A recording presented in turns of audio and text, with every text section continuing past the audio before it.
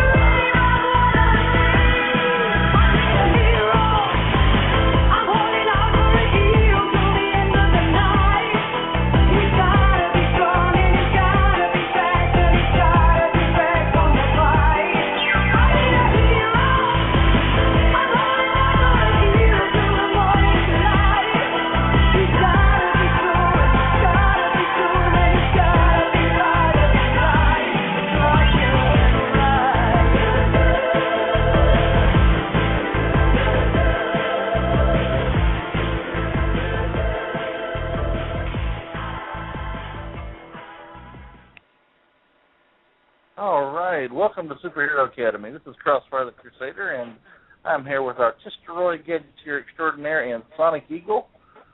How do y'all like the new opening, guys? That was awesome.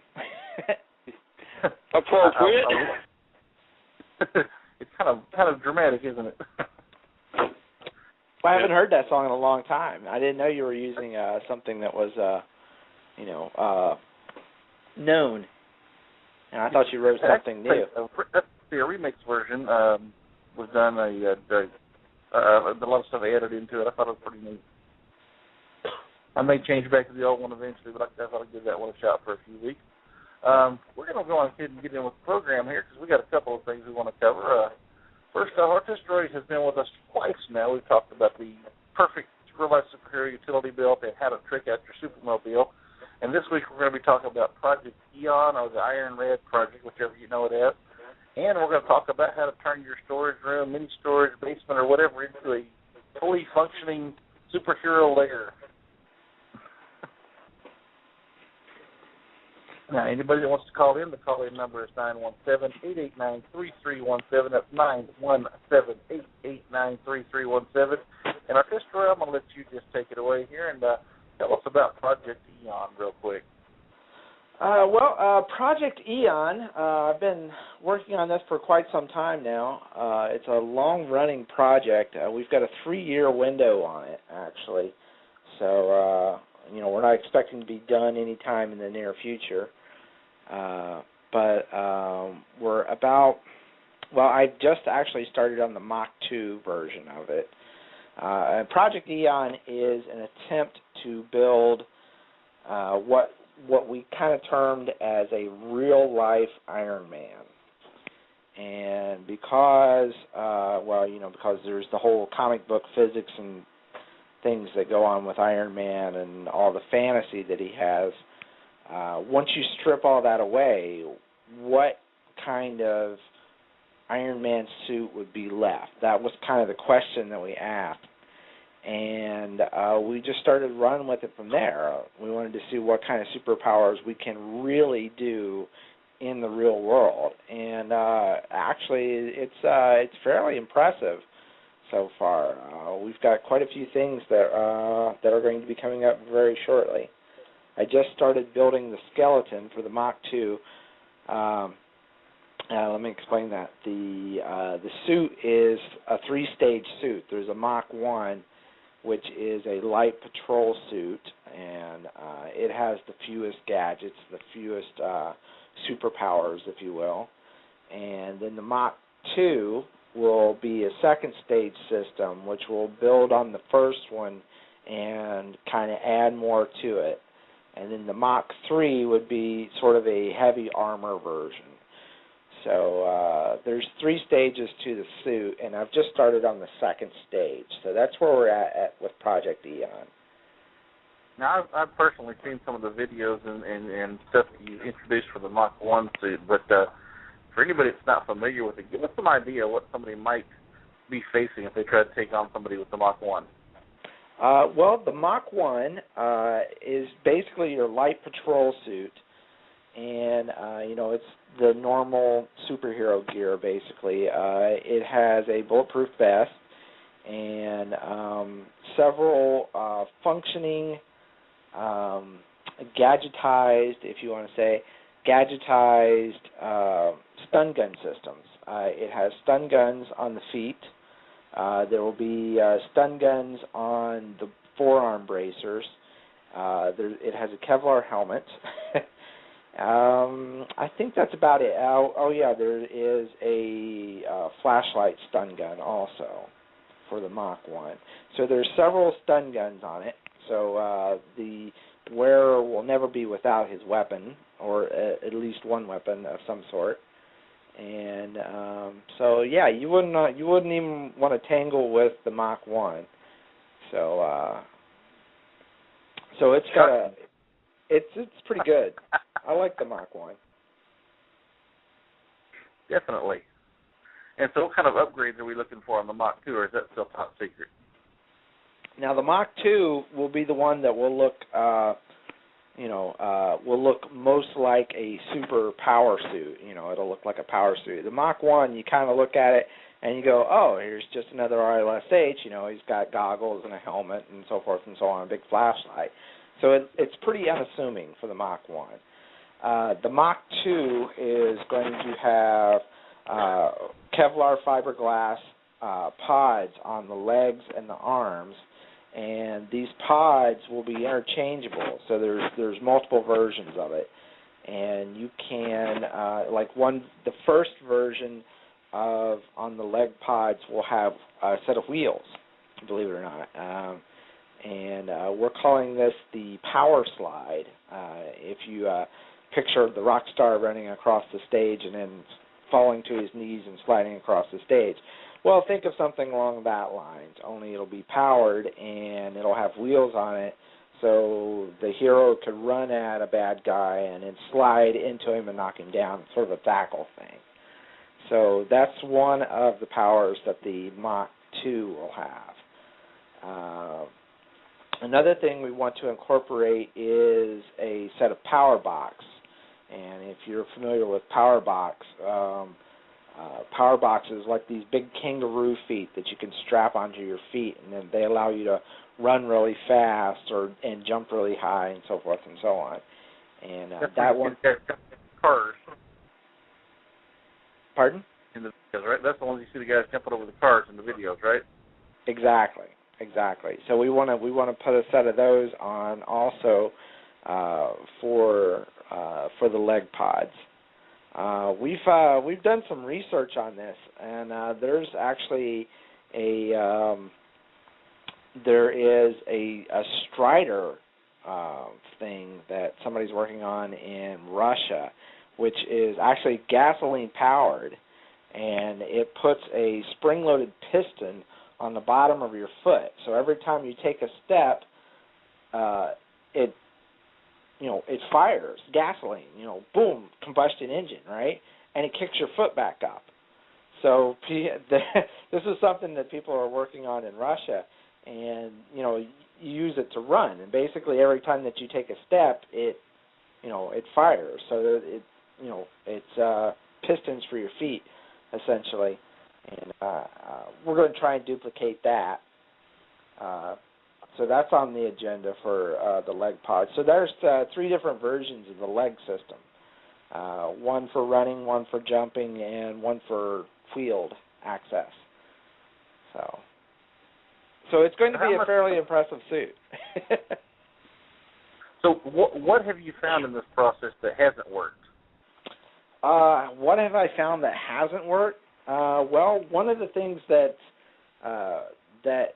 was a bit of a setback for me was that for the Mach 1, I've been doing all the design work and building it here in Florida. Now, this is for EON, who lives in California, lives in Monterey, California. So I've got a mannequin in my garage that I'm building this system over top of, and that's what I've shot the videos for and what have you. And I made the Mach 1 jacket too small. It fits the mannequin perfectly. It's 2 sizes too big for me, but I sent it to EON and it doesn't fit. It's too small. So he's going to have to get that tailored, unfortunately. So that's one of the things that I found that doesn't work, is trying to tailor something to fit somebody on the other side of the continent. So true.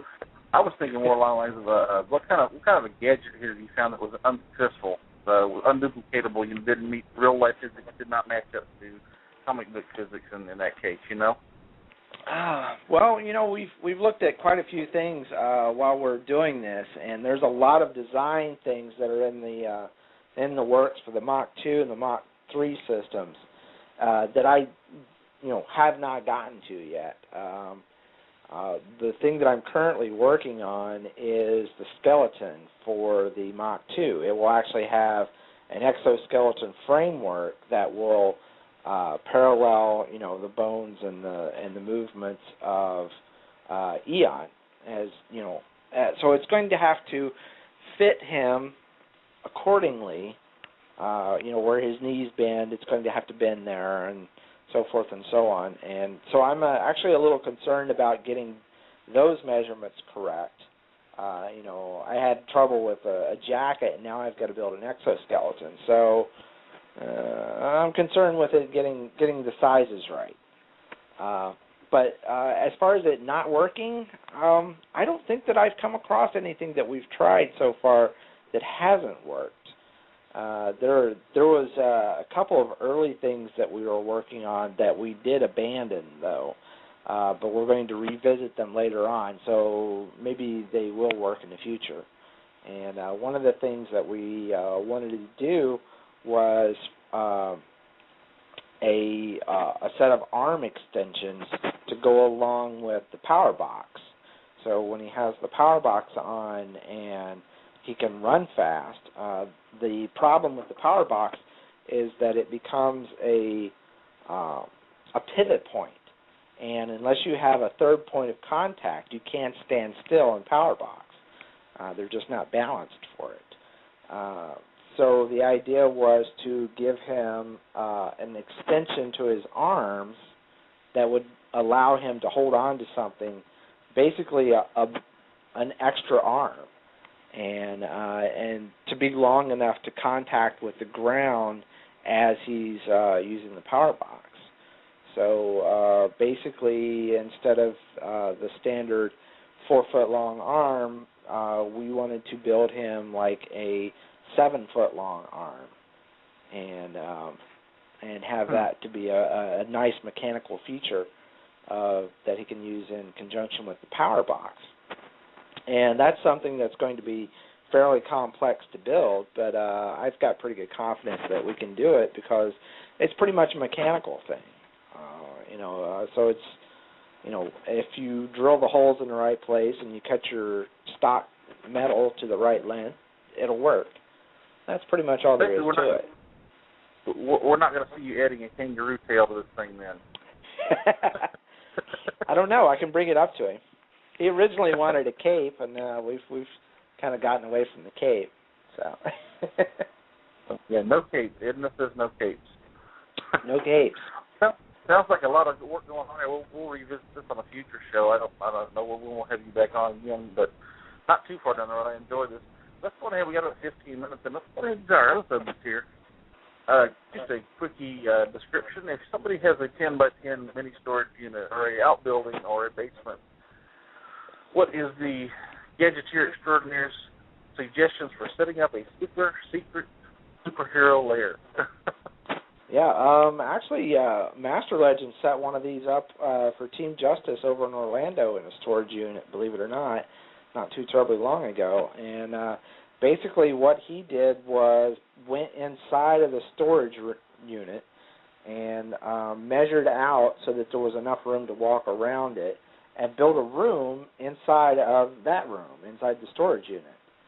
And that room, the one on the inside, he put an AC on it, and a locking door, and there's a computer in it, and the surveillance cameras, and all kinds of stuff. So, Master Legend really hooked us up on that. So we've got this little private meeting area where we can go, and if anybody, is approaching from the outside, there's a computer and a LAN connection, and, we can see, who's coming. Which, Master Legend set that up. That was pretty freaking awesome. It really was. So, it's got a little fridge in there and nice cold water. So, that was really good. Yes, water. Absolutely. Superhero is actually setting up his own place right now because he has to put the Supermobile in storage because he can't get a garage permit where he just moved to. So he's going to have to set up a storage unit, and he's going to set up a little superhero lair for himself. So, and he's going to keep his outfits there and what have you. So that's pretty cool. So yeah, several people are doing this. Nothing like having your own Batcave. This is true. Even if it's in a storage unit. Now if anybody could actually find a cave. Not many caves here in Florida, unfortunately. Yeah. The only one we have here is flooded. In Florida. Too many alligator crocodiles in Florida. I'd be afraid to go anywhere dark like that. Yeah. I don't know if I'd trust a cave in Florida. It could be anything in there. I know I've got black widows in my garage, so I can only imagine what's in a cave. Now, ARTISTEROI, you said he had a LAN connection for the computer. Basically, he has the internet hooked up in the mini storage unit? Yes, he does. Yep. Is that like a Wi-Fi hotspot, or you actually have the company wire? It's got a Wi-Fi hotspot. Yep. Cool beans. So yeah, there is internet connection there in the little storage unit. There is a device called a MiFi. It's MiFi, and looks like a little transistor radio. If you remember transistor radios, it's a little tiny thing. And you just plug it into your computer, and it creates a hotspot, and it connects through Verizon wireless telephone signal. And you can pay for it by the hour, or you can, you just call them up and say, hey, turn on my hotspot for today, and then they'll turn it on for one day. So that's a pretty nifty little thing to have, and that'll get you a hotspot anywhere in the country. Well, that's neat. And, yeah, it's like $7 a day. It's really cheap. I mean, if you just need something that you don't want all the time, if you just want something, for a day, it's pretty good to have. That said, if you was going to give somebody a step-by-step instructions on how to build their own, how would you go about it?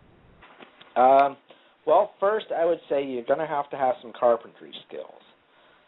Because these storage units, 99% of them are not heated or cooled or anything. They'll usually have power and lighting, and that's about it. So if you want an air conditioner, and that's vital here in Florida, you have to have an AC. I even have AC hooked up in my garage so that I can work in my workshop out there. So you're going to need air conditioning. You're going to need probably better lighting. Usually there's one or two plugs for electricity, so you'll probably be running some electricity. You're going to need some carpentry skills if you're going to set up your own shop in a storage unit. But it's always good to have carpentry skills anyhow. That's a good thing to have. Yeah. So if that sounds like that. Yeah, swing a hammer a little bit. Sounds like on the I'm setting up the computer and the Wi-Fi hotspot and of course air conditioning. Basically, from that point, it's just basically what we call it nerding out, setting up your Batcave so that when you walk in, you feel the moment. You know. Yep. Well, it's whatever your mission is. We've got ours, Master Legend set ours up over in Orlando so that we could have our Team Justice meetings there. So there's a conference table and some chairs and stuff like that, so that we can we basically just sit and we talk and we make plans for Team Justice and stuff to do. So that's kind of what we need it for. And of course, Superhero is going to be setting his up, and it'll have his car in it and his costume and so forth and so on, and probably some of his weaponry. So probably his side of the corner. Yeah. So Superhero's lair will be different than Master Legend's lair. So, Yeah, Superheroes will. I would imagine his would look like a place that Adam West decorated. Yeah. Just knowing him, he is definitely old school Batman. Well, I've got a pretty nice lair here myself. I've got actually our spare bedroom. When we moved into our house, we got a place with three bedrooms, even though we only needed two. And I was like, the third one's mine for my studio. So I've got my little electronic station where I build small stuff, and I've got my computer design station where I've got all my design software is on that, and I've got clay over here in the corner, and paint and canvas and what have you, and all sorts of things like that, and the sewing machine over in the corner where I can sew. And then this is my studio. And then I have out in my garage, I have a bigger station to build big things with, and I've got a welder and saws and what have you. So if it depends on what you're doing, I guess. I'm doing a lot of different things.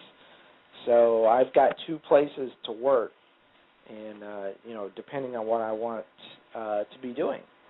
And actually, here in a few minutes, I'm going to be taking this faceplate off of Dusk's helmet and putting some lights into it. I got some LED lights for him, and I got to take the faceplate off and pull it apart so that I can get in there and drill some holes in it and put some lights in place and what have you. So that's what I'm doing. That's what I do in my lair here. Now, one thing I've been meaning to ask you the last couple times I have on, I always forget. Do you do instructable type of videos or whatever for your project you're doing as you go along? Yeah, anytime that I've got a completed project, I try to put together a how-to. I should probably get me an account over at Instructable so that I can put them up on there.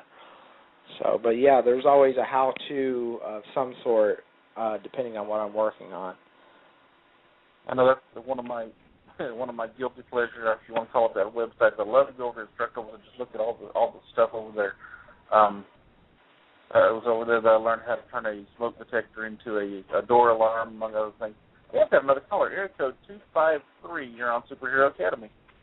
Hi, Crossfire. It's Skyman. Skyman, how you doing? Good, sir. I just, for those that aren't followers of Facebook, I want to do a report that I joined the Boxers T-shirt and Billy Club. That is correct. I got a good laugh this week when Skyman told me he knows how it feels to be me, and I'll let him tell the story. I saw that post. Congratulations there, Skyman. Thank you. So yesterday I was sleeping off patrol, and I woke up to hear a bunch of yelling, and I think people wanting to kick each other's butts out in front of my apartment building, so I quickly threw on my Sky Symbol T-shirt, I grabbed my shorts, and got my Billy baton and went outside and broke up a fight between some kids trying to, cause trouble right in front of my apartment complex. I didn't have to extend the billy club out very far, and then they were like, "Oh wait, big dude, underpants coming. I better leave." At least I broke up the fight, and it moved off my apartment complex. That's all I wanted. That is all that counts. But I just woke up, and I was like, "Dude, what the heck's going on? Dad, call 911." And he's like, "Uh-huh." I ran out and broke up a fight in my boxers. They can work it out in therapy later. And I remember Crossfire and his story about breaking up a fight in his boxers, and I was like, dude, I know how he feels now. Yep. So there you go. I joined the Boxers Billy Club, and what club was it? We called it yesterday. It was hilarious. The beard boxers and baseball bat. Yes. Just me, you, and we're sitting up right now. Oh, wow. Silver Sentinel? Well, he's got the beard. Yeah, that's true. Well, I've got a partial beard. Yep.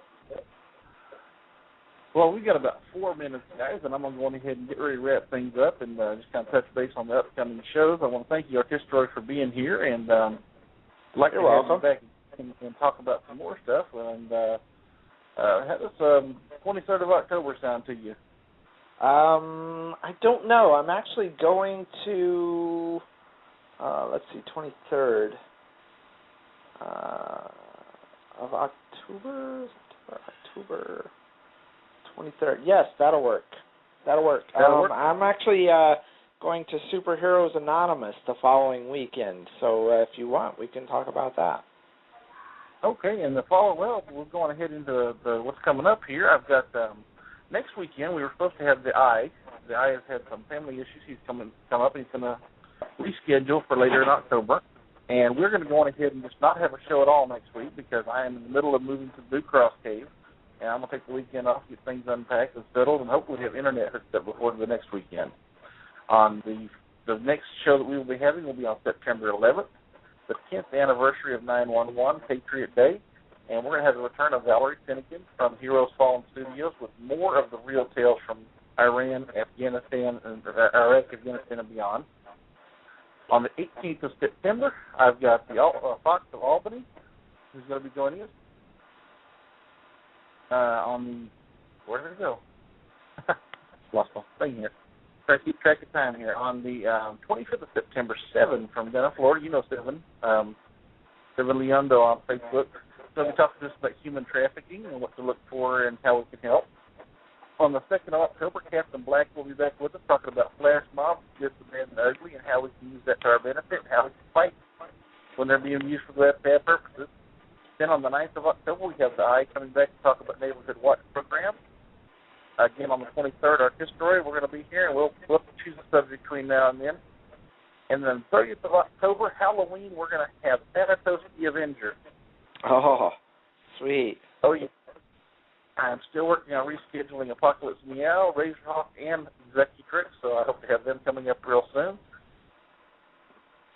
We got about 90 seconds. I'm going to go ahead and close that with our theme song. Everybody, and I will see y'all next week. Same cross time, same cross channel. Thanks a lot, everybody, and y'all have a great day. We're men in light. We roam around the forest looking for light.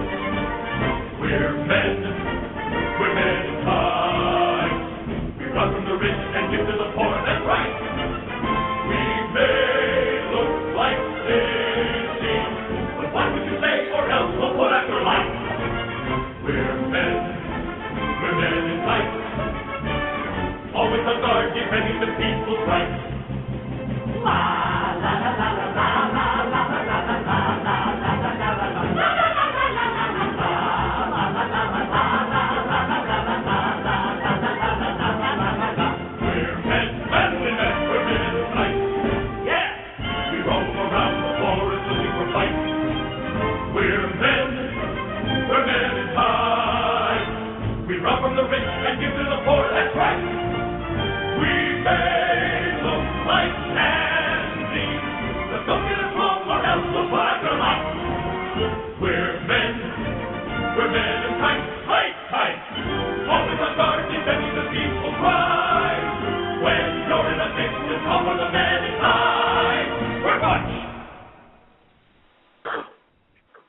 Love that song.